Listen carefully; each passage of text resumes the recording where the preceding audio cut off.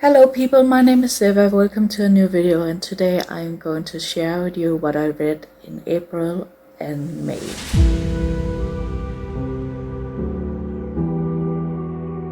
I have a rule for myself that if I read 5 books, I will do a wrap-up, but because my mental health went downhill in the end of April, I decided not to record a wrap-up back then, so now I have for both April and May, because I read a lot in these 2 months actually. So now I'm going to talk about them. I have this lovely stack here, and I'm going to talk a little bit about them. I'm going to do some my ratings on them. I have my list here. I write down the books I read, and let's get started. So the first series that I'm going to talk about is that I started the Shaman King series by Hiroyuki Takei. So I read from volume 1 to 9. So these 3 big books. So we are starting with the volume 1 to 3. This Shaman King is about this young boy named Yo Asakura, who is a shaman, and you follow his journey to become Shaman King as there's a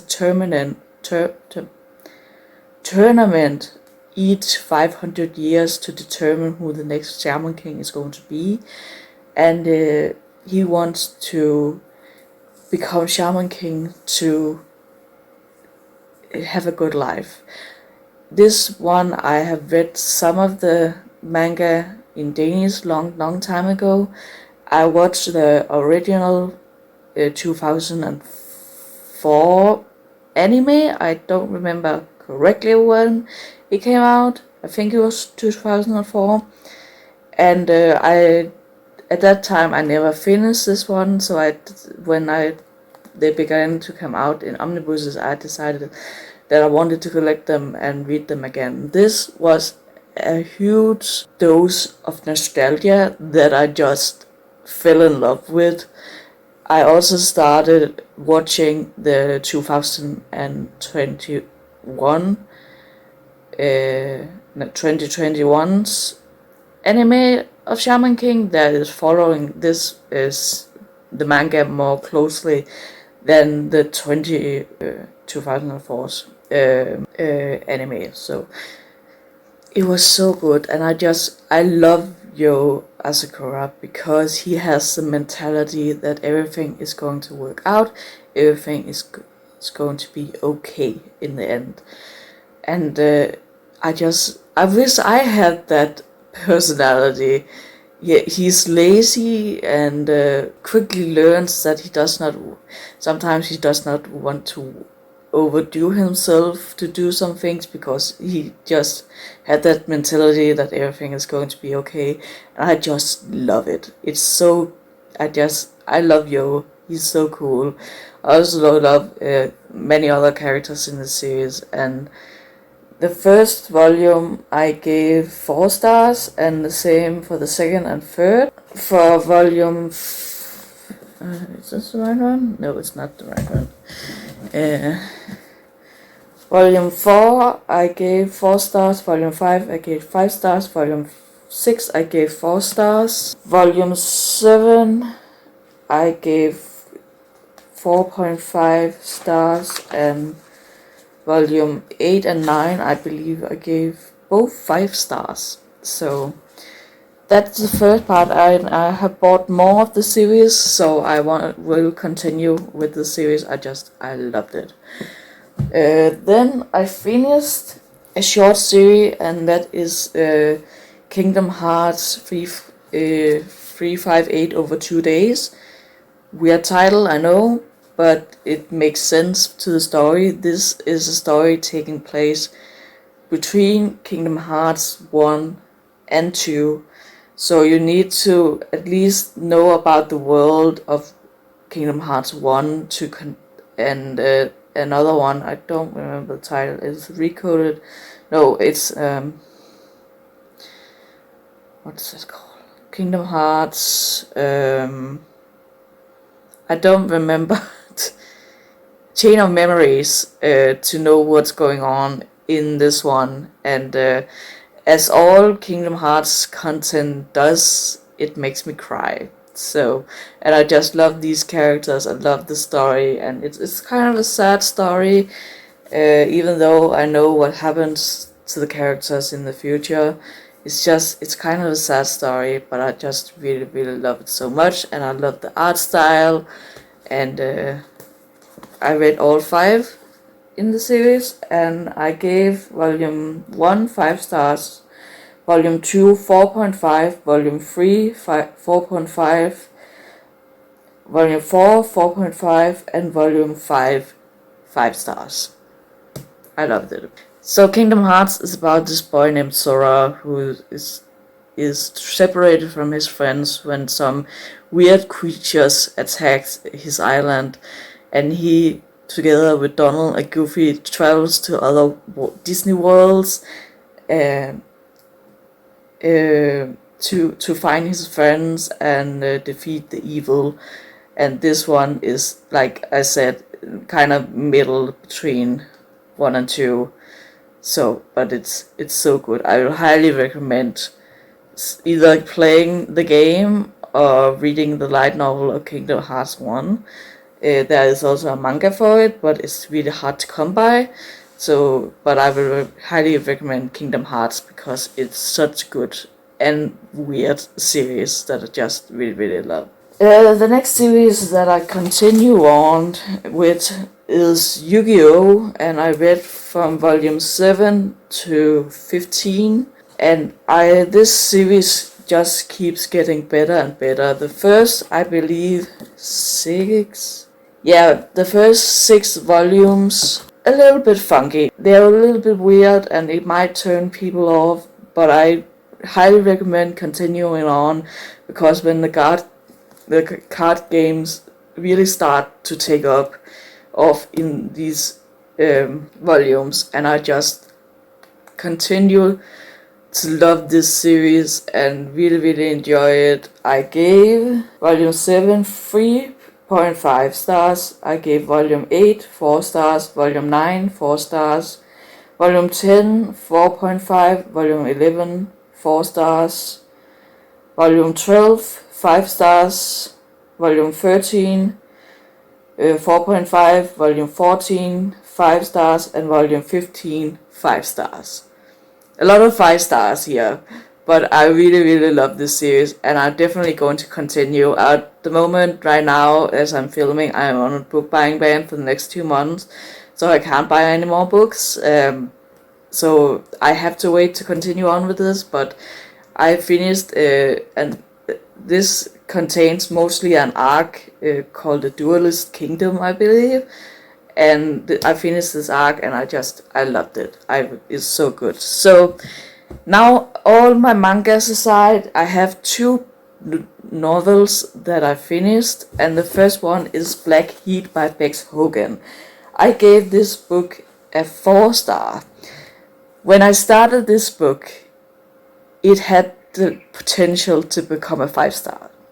But the thing that really bothered me and why I gave it 4 stars, I still really, really enjoy it, and I still want to continue reading books from Bex Hogan. I just feel that this should have been a duology.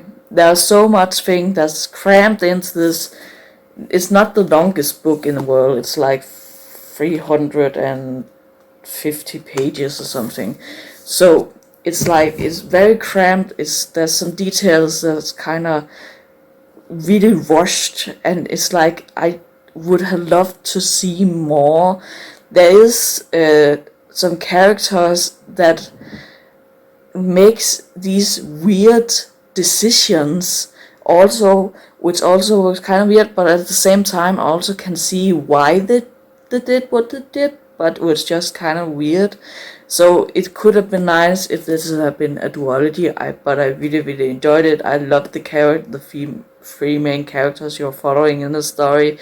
I really, really loved them. There was some part that was very, very hard because one of the main characters, Elena, was a midwife, and we kind of had these scenes where people were giving birth, and I have kind of a fear of pregnancy and birth in general, so it was very, very hard to read, but I still really, really loved it, and I really, really enjoyed it. So I am so happy that I managed to finish it. I finished this in April, and I'm going to read the next book that Bex Hogan is coming out with. I think it's called Nettle. So I'm really looking forward to that. But I think Bex Hogan is going to be an autobiography for me, because I've just really, really enjoyed that writing style. So, and the last book that I've actually finished yesterday, on the last day of May, A Torch Against the Night by Saba Tahir. This is a reread. I read it before, long time ago, in Danish, and I think that a lot have been lost in translation of this book. But there was also a lot of things that I didn't remember. Some of the plot twists in this book, it surprised me. It was like reading it the first time because I could barely remember what happened. And the ending, I loved the ending. And I love one of the characters in this book that first showed up officially in this book. I love them, and I just love the concept of what they're going through, and I just love the main characters and the story itself. And all these brutal things that happens in this story, and it's so good. Ember.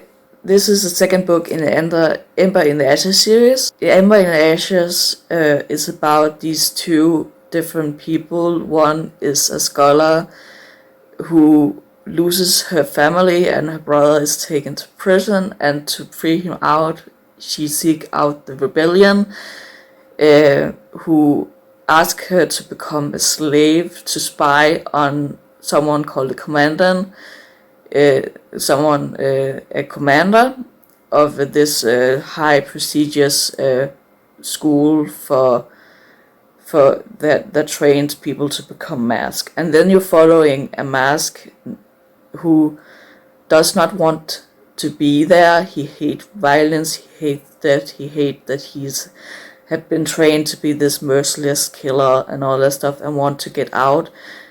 And those two collides, and they start become friends in all this chaos.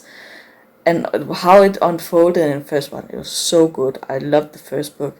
I really loved the second book, and I can't wait to start on the third book in the series and finally get on with the series, because when the third book came out, I was starting reading English, so I didn't continue in the Danish translation, and then I just didn't finish the series, and now I'm finally have the entire series in English. So now I can finally read it, and I'm going to continue on it as soon as possible, so I don't forget what happened in this one. I'm really excited to try to finish this series and see what is going to happen. I have been spoiled a little bit for the ending, but it's